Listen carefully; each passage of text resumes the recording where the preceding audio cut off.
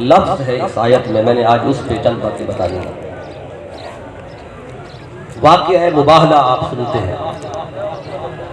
میرے آقا صلی اللہ علیہ وسلم نے مباہلہ سے پہلے مناظرہ بھی ہوا، یعنی علمی بحث بھی ہوئی، تو اللہ نے اس پہلے علمی بحث کا ذکر کیا، فَمَنْ حَاجَّكَ فِيهِ مِنْ بَعْدِ مَا جَاءَكَ مِنَ الْعِلْمِ، کہ اس علم کے آنے کے بعد بھی اگر کوئی آپ سے جھگڑا کرے تو پھر مباہلے کی طرف۔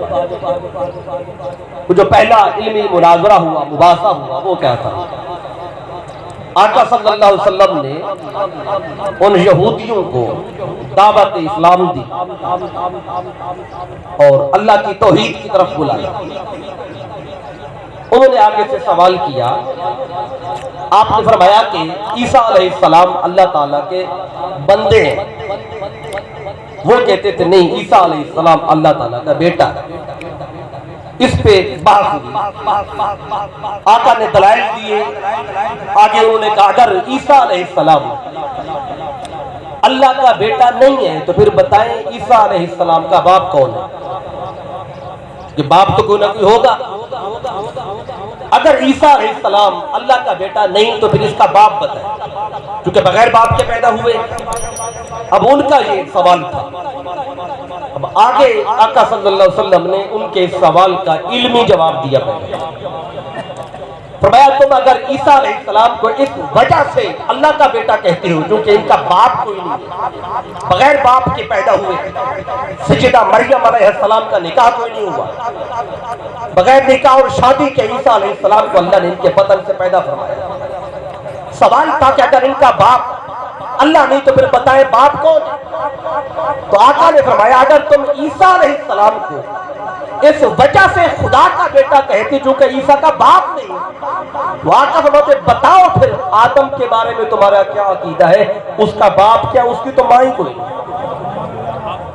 ادھر صرف باپ نہیں، ماں ہے، اور ادھر نہ باپ ہے نہ ماں ہے۔ اس لیے فرمایا ان مثل عیسیٰ عند اللہ کمثل آدم۔ اس آیت سے پہلے اللہ نے وہ ذکر کیا، آقا کی جو دلیل تھی قرآن میں آئی۔ آقا نے فرمایا اگر اس وجہ سے خدا کا بیٹا کہتے پھر آدم کے بارے میں تمہارا عقیدہ یہ کوئی نہیں کہ وہ اللہ کا بیٹا ہے۔ اگر باپ نہ ہونے کی وجہ سے عیسیٰ خدا کا بیٹا ہے تو ماں اور باپ دونوں نہ ہونے کی وجہ سے آدم اللہ کا بیٹا کیوں نہیں؟ آقا کی یہ دلیل سن کے وہ لاجواب ہوئے۔ جواب کوئی نہیں تھا۔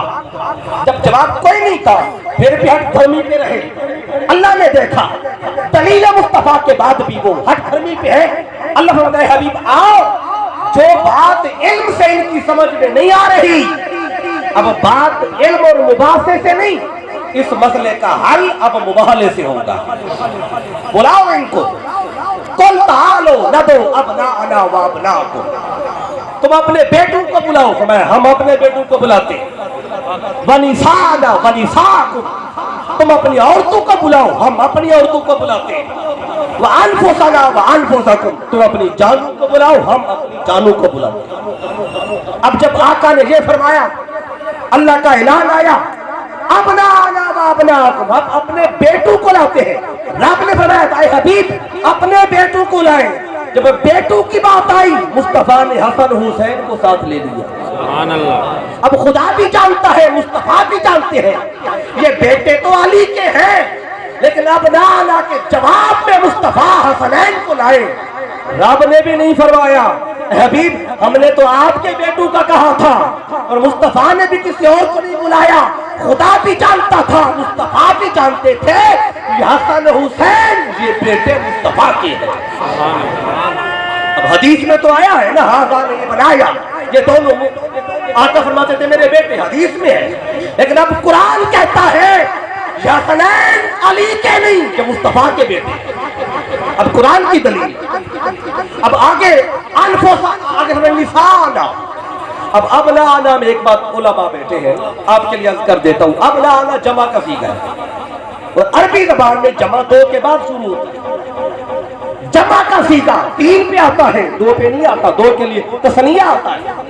اب بات تھی ابناءنا، اپنے بیٹوں کو کم سے کم تین ہو تو ابناءنا بنتے ہیں، آقا نے 3 نہیں بلکہ 2 کو لے کے آئے، اور اللہ نے بھی نہیں فرمایا حبیب یہ تو عربی کا قاعدہ ہی الٹ ہو گیا، 2 ہو تو دفنیہ کا سیگا، ہم نے تو جمع کی بات کی تھی۔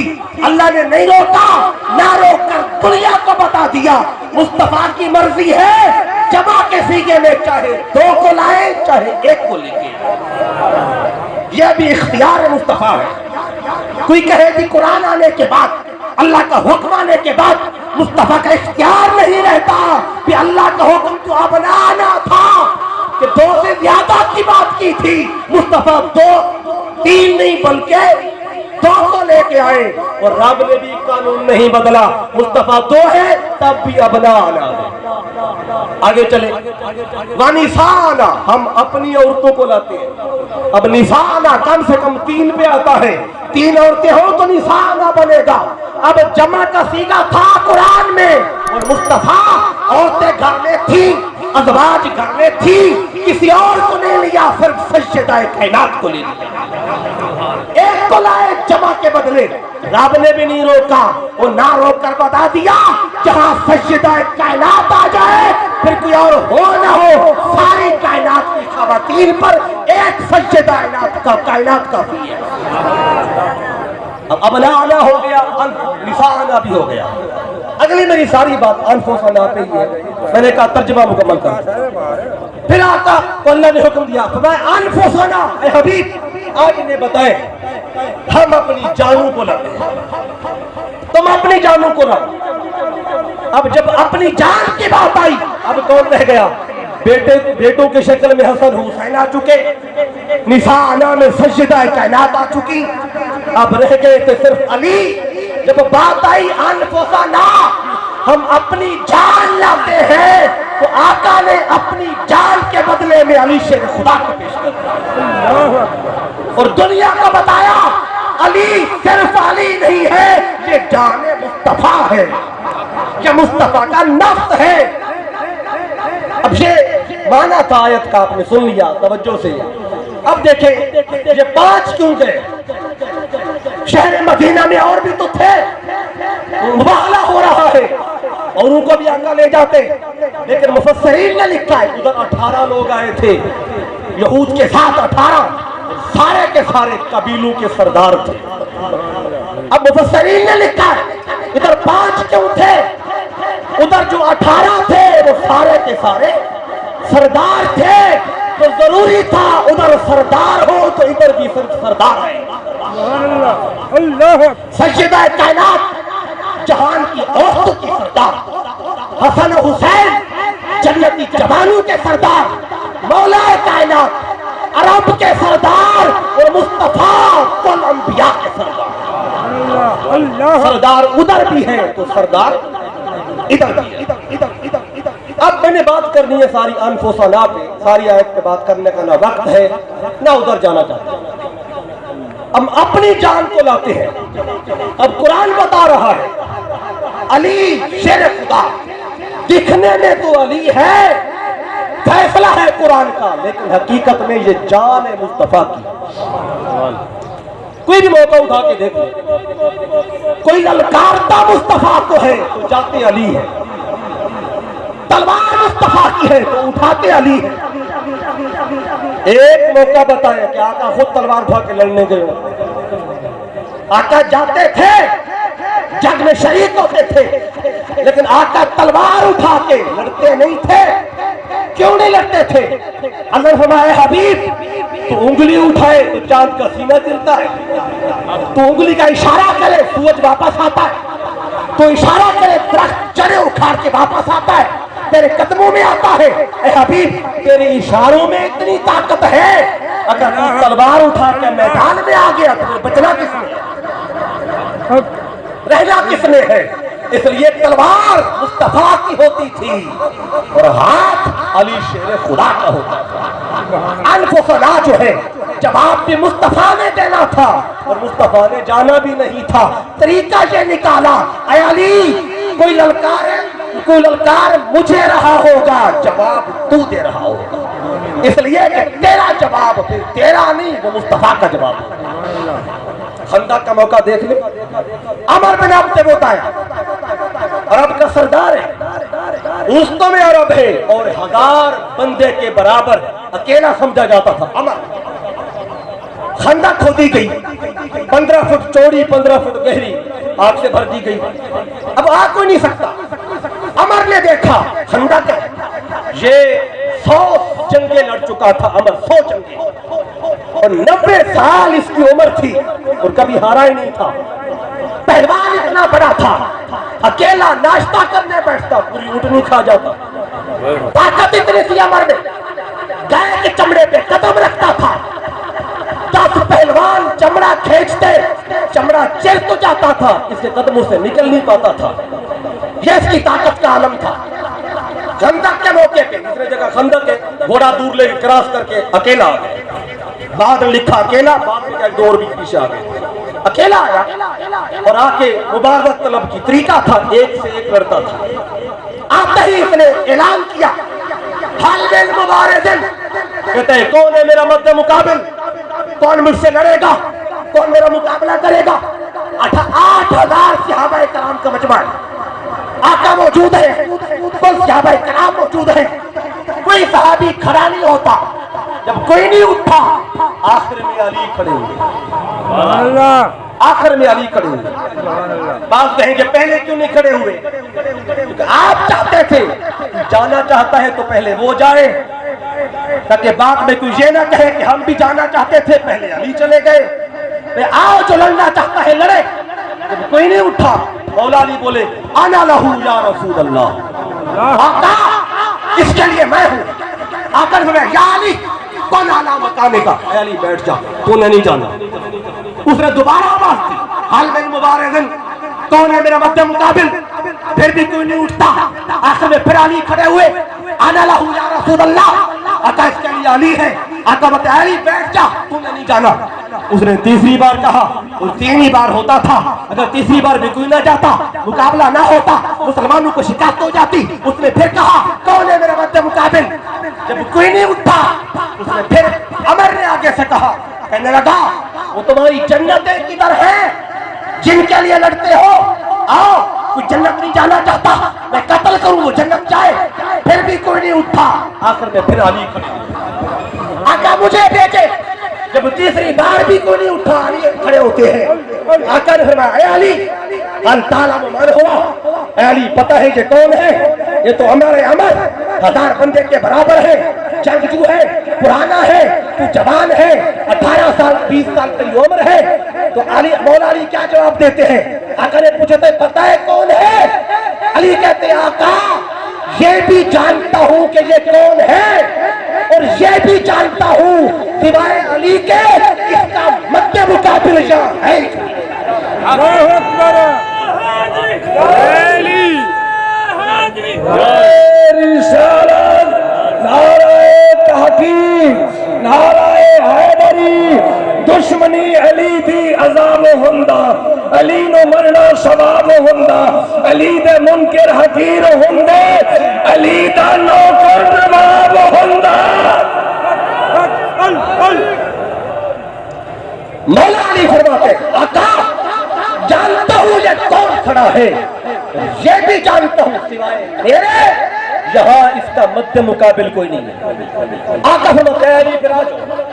مولا علی آئے، آقا نے دیکھا مولا علی جلال میں، غصے میں، عمر مصطفیٰ کو دلکار رہا تھا، مصطفیٰ کے بارے میں باتیں کر رہا تھا۔ آقا نے دیکھا علی جلال میں، غصے میں، اگر جو اسی حال میں چلا گیا تو اس نے کسی کو نہیں چھوڑنا۔ آقا نے قریب بلایا اور اپنا امامہ علی کے سر پہ رکھا۔ اب سوال پیدا ہوگا کیوں رکھا؟ آقا دیکھ رہے تھے علی جلال میں، آقا نے رحمت والا امامہ علی کے سر پہ رکھا تاکہ غصہ کنٹرول میں آ جائے۔ پھر علی کا امامہ کہاں رکھا؟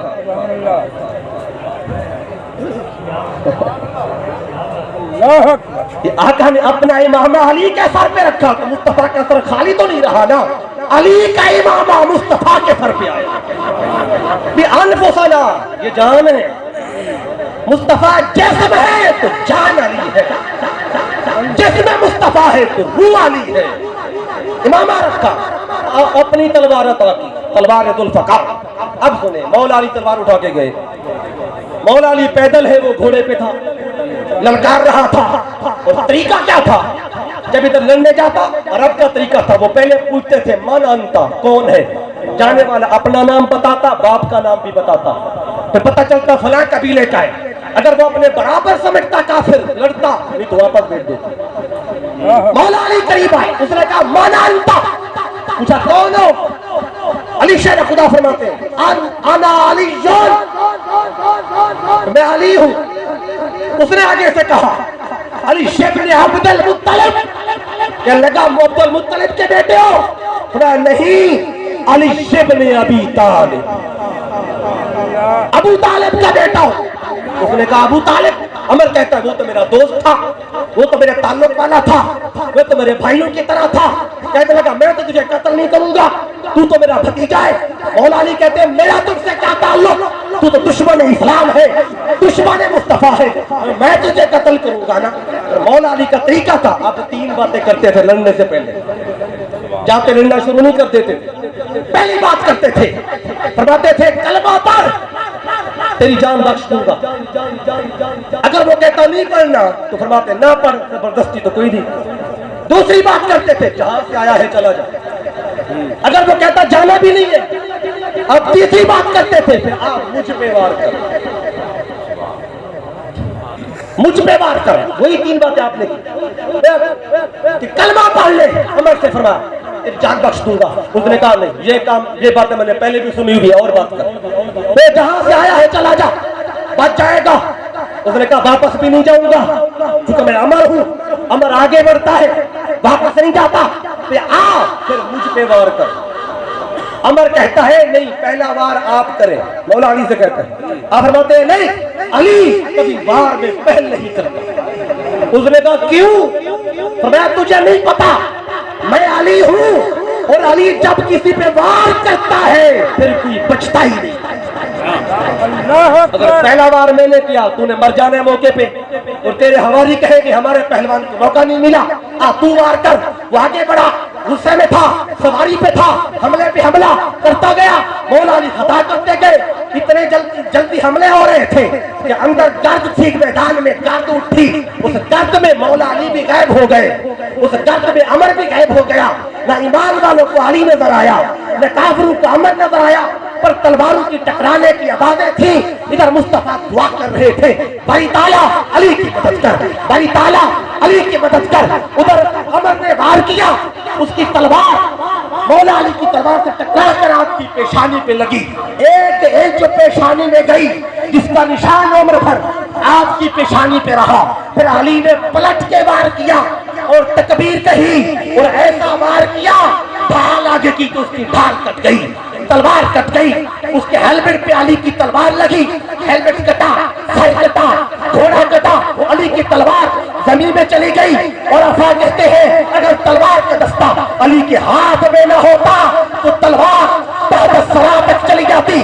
ادھر علی نے تلوار چلائی, تکبیر کہی, ادھر مصطفیٰ نے نعرہ لگایا, ایمان والو خوش ہو جاؤ, علی جیت گیا. صحابہ پوچھتے آقا یا تو گرد ہی کرتے ہیں, نظر کچھ نہیں آ رہا, کیسے پتا چلا کہ علی جیتا ہے؟ آقا فرماتے ہیں سنو, اگر میرا علی تمہیں نظر نہیں آ رہا تو کیا ہوا؟ ارے علی کی تکبیر کو سنا ہے کہ نہیں سنا؟ آقا ہاں تکبیر تو سنی ہے. اے سنو, جب علی تکبیر کہتا ہے پھر کوئی بچتا ہی نہیں. اللہ اکبر, اللہ اکبر. خیبر جس کا سردار مرہم تھا وہ رہ گیا. مرہم آخری قلعہ ہے, وہ قلعے کے اوپر, اور اوپر سے پتھر مارتے تھے, اوپر سے. اور جب اوپر سے پتھر پڑتے تھے, اہل ایمان میں سے ایک صحابی تھے حضرت محمود بن مسلمہ رضی اللہ تعالی, ان کو سر پہ وہ پتھر لگا تو ان کی شہادت ہو گئی. جب ایک صحابی شہید ہوا پتھر لگنے سے, تو آقا نے حکم جاری کیا, فرمایا کہ سارے صحابہ واپس آ جاؤ. سب کو آقا نے واپس بلا لیا. صحابہ عرض کرتے ہیں آقا کیا لڑنا نہیں ہے؟ میں لڑنا ہے. آقا پھر واپس نہیں بلایا ہے, تو ہمیں بھیجے ہم لڑے. سنیں 39 دن ہو چکے تھے, اب 40واں دن. اللہ سے بھی محبت کرتا ہے، اللہ کے رسول سے بھی محبت کرتا ہے، اور اللہ اور اس کا رسول اس سے محبت کرتے ہیں، یعنی محب بھی ہے محبوب بھی ہے۔ اللہ سے محبت کا دعویٰ تو سارے کرتے تھے، اب دیکھنا یہ تھا اللہ کس سے پیار کرتے ہیں۔ مصطفیٰ سے محبت کا دعویٰ تو سارے کرتے ہیں، دیکھنا یہ تھا کہ آقا کس سے پیار کرتے ہیں۔ میں یہ کل بتاؤں گا، رات ساری صحابہ کرام دعا میں لگے رہے، عبادات میں لگے رہے، تاکہ صبح ہمارا نام آئے۔ جب صبح ہوئی آ کر ہمیں اے علی علی کہا ہے، آپ کے ہاتھوں میں تکلیف تھی، میں بلاؤ علی کو، آقا تلوار لگایا، آگے ٹھیک ہو گئی، جھنڈا علی جاؤ جب تک فتح نہ ہو واپس نہیں آنا۔